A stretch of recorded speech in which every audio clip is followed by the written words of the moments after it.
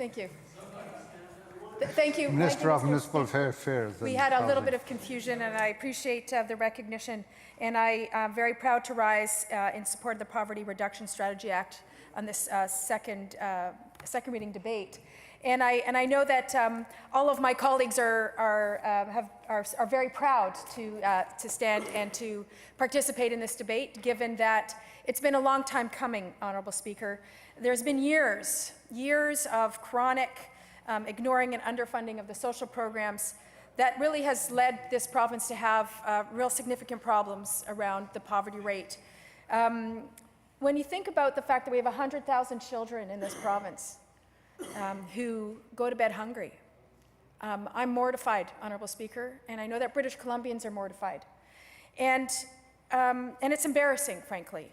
So we have a lot of work to do because there's been so much neglect over the years, and I'm very proud of my colleague, the Minister for Social Development and Poverty Reduction, for his work in going out and consulting very broadly right across the province with people who've lived in poverty, people who serve others who live in poverty, and making sure that they understood, that we understood what it was that people needed, what it is that will make a difference. And you know, Honourable Speaker, I've always said in my work as a family therapist, I've always queried, so how much of a difference is enough of a difference, right? Because when people struggle with whatever it is they're struggling with, sometimes it's just a little bit of help that they need to get over that hump. And I can think of some of the clients that I've worked with over the years where, in fact, that was true, Honourable Speaker. And I can think of, in my community in Coquitlam, there was a story of a man who was living in poverty who was, found himself homeless. And he participated in a cold, wet weather mat program in my community where the local churches were opening up their doors to allow people who were homeless to have a dry, warm place to stay at night. It was controversial at the time when this program was underway, but it was a very successful program. And there was one particular story that stood out of a gentleman who was staying out of the elements, staying overnight in a local church. And somebody asked him, you know, how did he find himself here in this place where he didn't have enough money to pay rent? He didn't have enough money to get a bus ticket to visit with his family. He had reached the bottom. And he said, you know, I have two hands, I'm strong, I can work, but I can't go to a work site without work boots. And I can't get enough money to buy work boots if I can't get a job. And this was the barrier, Honourable Speaker. This was the barrier. And I remember hearing the story about how this volunteer said, well, what size are you? And went and got this gentleman work boots. And he was soon on a job site. And so for some, Honourable Speaker, for some people, that is what they need. I can think, Honourable Speaker, of another family, a family that I worked with when I worked at Share Family Community Services. And I remember getting a referral from this family that said the daughter who was going to school was, you know, sort of letting the teacher know that things weren't well at home, that dad had lost his job, and that their heat had been cut off, hydro had been cut off, and it was just around Thanksgiving, and so it was getting cold. And because they had no lights, it would get dark. By 7 o'clock, 7:30 was getting dark. They were studying by candlelight, and it was really hard because this was a good student and she wasn't as prepared as she had been. And I remember we reached out so the teacher contacted the organization. We reached out to find out what was it that this family needed? What was the barrier? You know, it turns out, Honourable Speaker, was a single dad with 3 children, and he'd got injured on the job, and he was in transition in terms of getting work safe, but in the meantime, he had fallen behind on his bills, and so hydro was cut off. And what it meant for him, the barrier for him and his family was $200. It was $200 that was going to make the difference to this family and keep them from losing everything that they had worked hard for.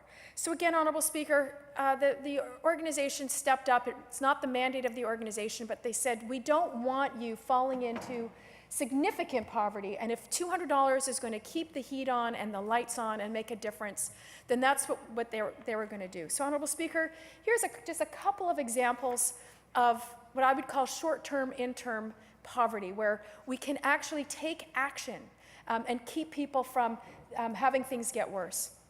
Honorable Speaker, I have another story that I'd like to share with the House, and this one is one that has been near and dear to my heart. It's a story about Naomi. And Naomi came in to see me about counseling when I worked at Jewish Family Service Agency back in the 90s. And she was coming to see me because she was having a hard time parenting her son. She has 4 children. And she would come in and she would be distant in our counseling conversations. She would not be able to focus. And I would ask her about how are things going on. You don't seem to really you seem to be having a hard time participating, like what's going on? And she said she hadn't eaten in 48 hours. And it's like, well, why? Why haven't you eaten in 48 hours? And she said, because there's no food in the house. She doesn't eat so that her kids could eat. This woman did not eat anything substantial because she wanted to make sure that her kids ate. And so I started to get really curious about her life and about the choices that she had to make so that her 4 kids could have what they needed. So the story of Naomi is long and a story of poverty for a long time. She was, raped at a young age, has lived with trauma her entire life, taken advantage of her entire life. She was married for a short period of time, about 8 years, had 4 children in those 8 years. Her husband was violent. She had the wherewithal not to protect herself, but to protect her children, because when he turned on her oldest son, she said, that's it, we're out of here. Naomi is an amazing mom. And she had been struggling every day since. She had taken advantage of the opportunity for subsidized housing. She managed to make that happen. She had somebody give her a car, Honorable Speaker, but because it's expensive to insure a car, she would only insure it for the 4 months of the worst weather so that she could get her kids around and they could not have to be in the wet elements as she was helping them get to whatever program she could actually identify for them on a very limited income. But here was this woman who was coming for counseling so she could be a better parent for her children. And she was struggling with poverty because the biggest issue for Naomi and for her 4 children was that they were poor and that it wasn't going to get any easier for her. All the counseling in the world wasn't going to take care of the poverty that they were facing. And what worried me, Honorable Speaker, and here we are 20 years later, taking a look at this, finally having a poverty reduction strategy, is that it's too late for Naomi's children. However, Honorable Speaker, I suspect that Naomi's children are old enough now to have families of their own. And I have lost touch with Naomi. But we know that there's a cycle of poverty, and it's very likely that Naomi's children are likely poor. And I want to make sure that her grandchildren have the opportunities that weren't afforded to Naomi as a parent and weren't afforded to Naomi's children. So it's important that we have a poverty reduction strategy to address these kinds of issues. Because it's not just about numbers, it's not just about 100,000 children. It's about their opportunity, it's their lives to have a different trajectory, a different course of action. Now, Honorable Speaker, in the interim, given that we are very late to this table, to this poverty reduction table, the rest of Canada seems to recognize, the rest of the provinces seem to recognize that it's really important to have a coordinated strategy and to have targets, because that's important to move forward. You don't know where you're going if you don't know where you're headed, and so it's really important that we know where we're headed. Honorable Speaker, it's really been community groups that have filled in the void, and I want to give a shout out to them, the many community groups that have been filling in the gaps in the interim until they could get a government that actually cared about making sure that children had enough food in their belly so they could learn properly. Right? And so I just want to talk about 2 groups in my community that have done an outstanding job. I want to talk about the Share Food Bank. And I've worked for SHARE for a number of years before I became an MLA, and I think it's really important to recognize where food banks came from. They were, when things were very difficult in the 80s during a recession, and they were supposed to be a temporary, air quotes, temporary relief for families that were really struggling. And they've become permanent fixtures in our communities. Well, frankly, Honorable Speaker, when I worked for SHARE and I was a fundraiser for the organization, I would get so frustrated about having to beg people to contribute money to the food bank and contribute goods to the food bank, because it's not an answer to poverty. It's an answer to help fill bellies. But that's not the answer. The answer is to help people move out of poverty. And jobs are absolutely a key component, but jobs themselves is not enough, Honorable Speaker. Because if children can't learn, if children don't have the capacity to focus in school, if they're not getting the nutrition that they need, if they're hearing their parents fight because the stress of poverty is destroying the fabric of their family, then how are they going to learn the skills to have the job that pays the bills? This is much bigger and much more complex than jobs, Honorable Speaker. We need to make sure that people are ready, that they have the supports they need, that they have the opportunities. I go back to the single dad whose hydro was cut off, right? And here was a dad who'd had a job, he got injured in the workplace, but there was not enough supports for him to continue to pay his bills. And he was at the very, very edge of falling down the poverty rabbit hole that would grab a hold and suck this family down. So, Honorable Speaker, it's really important that we have a broad sense of what it means to have a poverty strategy. So the food banks have been outstanding, and I remember saying, I want to put food banks out of business. I don't want there to be families that have to turn to a food bank because they don't have enough money in their pocket to go buy food at a grocery store like everybody else. That's not the answer to poverty. In my community, Honorable Speaker, the firefighters do a gala every year. It's coming up October 27th, and I look forward to joining them. But I always go with a heavy heart. And I go with a heavy heart because they talk about what they're doing is raising money to feed children who are poor, and they want to feed them with a nutritional breakfast and snack program at 4 of the schools in my community in Coquitlam. And I have tremendous respect for their efforts to make sure that children are eating. But I want to put them out of this business too, Honorable Speaker. It's not okay that we have children going to school hungry, and that our firefighters, I mean, I'm grateful that they are doing charitable work, and I think it's wonderful that they want to give back to the community, but not around this, Honorable Speaker, not around this. They should raise money for lots of other things. But this one, I think, Honorable Speaker, is one that all British Columbians need to rally behind and make sure that it works better. So I want to take a few minutes, Honorable Speaker, to talk a little bit about what it means to have a poverty reduction strategy, and this act sets out the requirements and commitments. But we need to remember, because it's such a complex problem, and because of what the minister and the parliamentary secretary heard on the road, we know that it's about a number of issues. And it's why I'm so proud of the work that we're doing in tandem with the Minister for Social Development and Poverty Reduction in recognizing that housing is a key component of poverty reduction. It's absolutely critical. And we've certainly heard from the report that the minister did that the theme that came up, I think, in every single one of their community meetings was housing. Housing eats up, in some cases, 50, 60, 70% of people's incomes. And that, Honorable Speaker, is really, you can't sustain that. You can't sustain that. You can't sustain that for a number of reasons, because you can't then take care of your family. You can't make sure they're getting nutritious food. You can't pay your bills.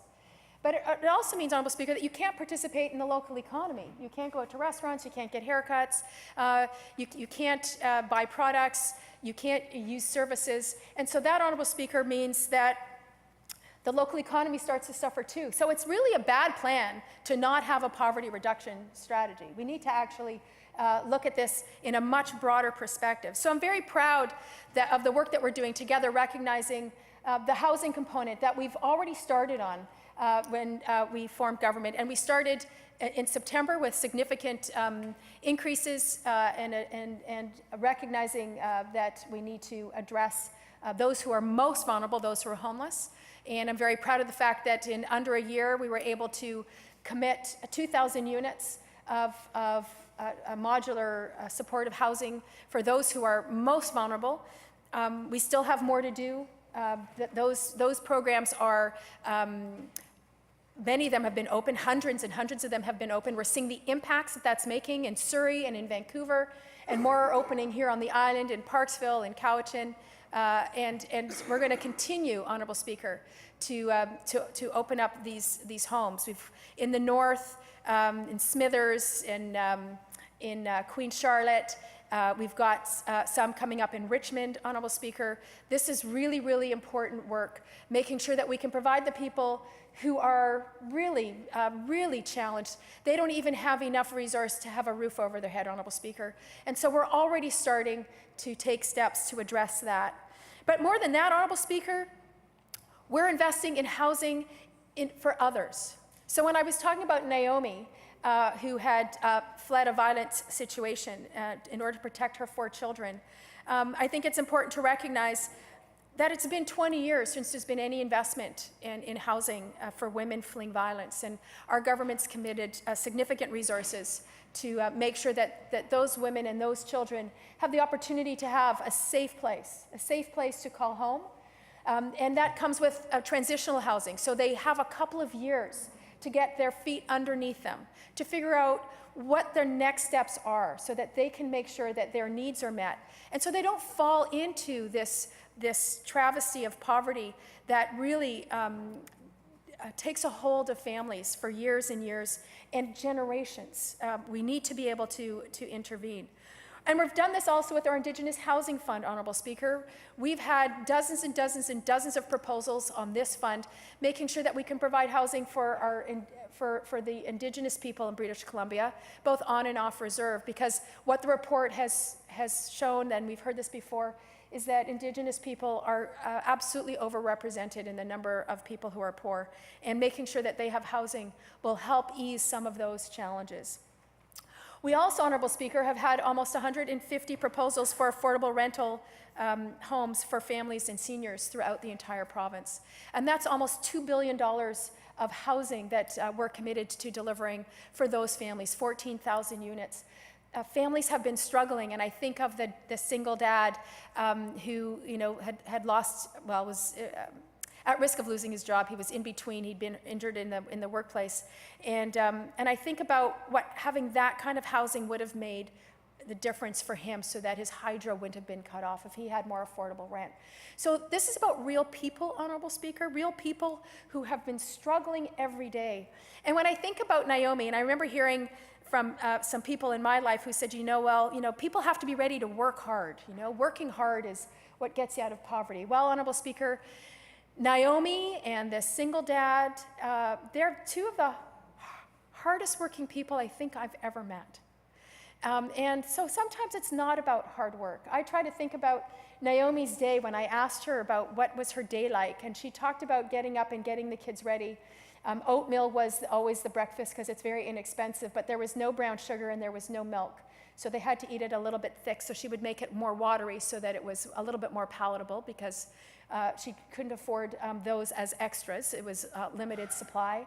But also how even shopping, she would trek from store to store. She would check coupons to find out if she went to one place, she can get toilet paper cheaper, but she'd have to go to another place because mac and cheese was on sale. And so for her, it was a day of squeezing every single penny out so that she could stretch her very meager dollars. And so, Honourable Speaker, this is what we're talking about. These are the people that we're talking about. And so the kind of investments we're making in housing, the kind of investments we're making in childcare, helps ease that burden for these families so that they could make their dollars stretch further, so they could take care of their children in the ways that they want to take care of them. But, Honorable Speaker, there's other ways that our government has looked at how to reduce poverty, whether it's eliminating the MSP, raising the minimum wage, eliminating the tolls on the two bridges. Honorable Speaker, what was interesting was in talking to families in Maple Ridge and in Surrey, traditionally that's been where the most affordable housing has been in the Lower Mainland. But then you added in the tolls, and remember, these places aren't well served by transit. We're working on that as well, Honorable Speaker. But they weren't well served by transit, so that meant needing a car. And it also meant having to pay tolls. So it actually hit the people who were really doing their best to try to make ends meet. They had these added expenses that was a cost burden that nobody else, if you were living in west side of Vancouver, you didn't have to pay those. Or if you were living in West Van or North Van, you didn't have to pay those. So here it was where you had the most affordable housing, was where these people, if they managed to get a job, had to commute and had to pay these tolls. So it really was quite a burden. So, Honorable Speaker, I think it's really important here that that British Columbians will no longer have to hang their head in shame at having such a high poverty rate when we have such a thriving economy. That they get to actually be proud of the province they live in because we are putting a plan together. And it's a multi-ministry plan that attacks a very significant problem from many different angles, because really, you can't just attack it with one answer. There's no one answer that's going to fix poverty. It's multi-pronged. It's about making life better for British Columbians, and I'm very proud to support this legislation going forward. And I would expect everybody in this House to support this legislation. This is about children, and we need to all get behind whatever it takes to make sure that children have what they need to grow and to thrive. Thank you, Madam Speaker.